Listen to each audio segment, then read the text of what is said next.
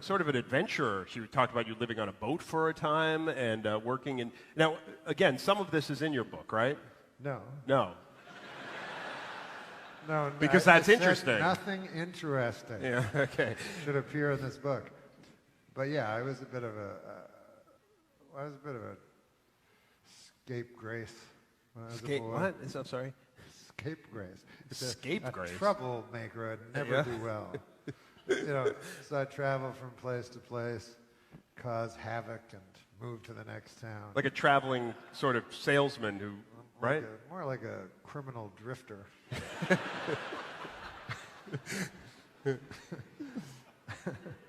So you grew up in Canada, right? You started doing stand-up in what, the... Ottawa, Canada. Yeah? Yeah.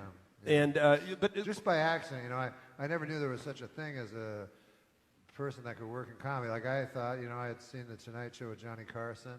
We got it rarely in Canada, but we got it. And I thought there was like 5 comedians, and they all had nice sweaters. Like, man. It's a nice sweater. Thanks. Yeah.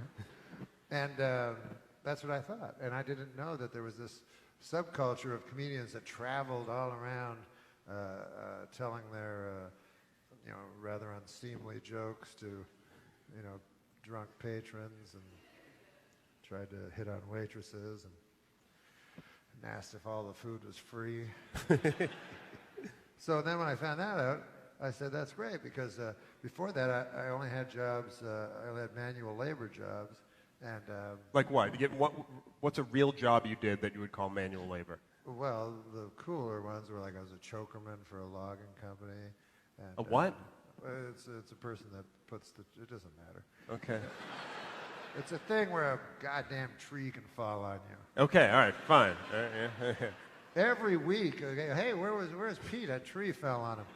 So, and we all made a lot of money. We made $17 an hour. And I remember at one point, I was talking to the dishwasher that everybody made fun of, old Sam. And I said, Sam, what do you make? He's like, $17 an hour. I'm like, what? So everybody made $17 an hour.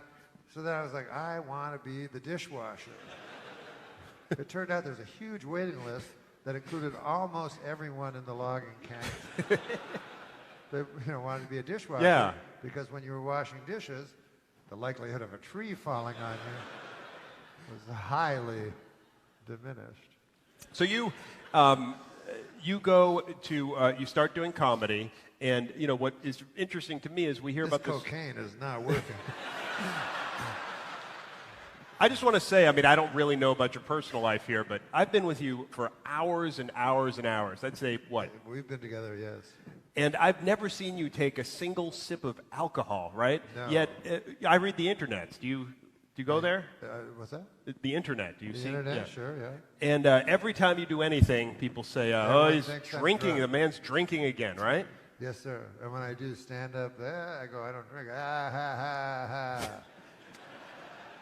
Right? You don't drink. That's a laugh. That's rich. And I don't drink. The only thing I do is before every show I eat a fistful of acid, LSD. And my doctor, who's a broken record, is like, stop eating fistfuls of acid before your shows. I think it works. What does he know? The guy's a big purple dog.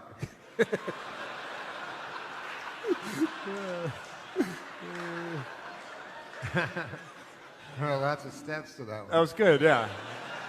I didn't know when to cut in, but I think I stayed out long enough. So you talk about it in the book, how the key to how you were able to get yourself onto Saturday Night Live. I hate to jump ahead, but sure. You're talking about comedy, and we have this sense there's this huge audition process, and you have to trot out all these characters. Maybe you could tell us a little bit about how you found yourself on that show. Well, there is an audition process, and which I didn't know about. I thought I had the job. That's what I was told by a fellow that worked there. So I quit the job I had.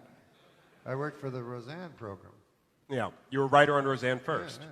So I was contractually obligated to her. So I went to Roseanne and Tom said, "How you doing, buddy?" And I was like, "Pretty good."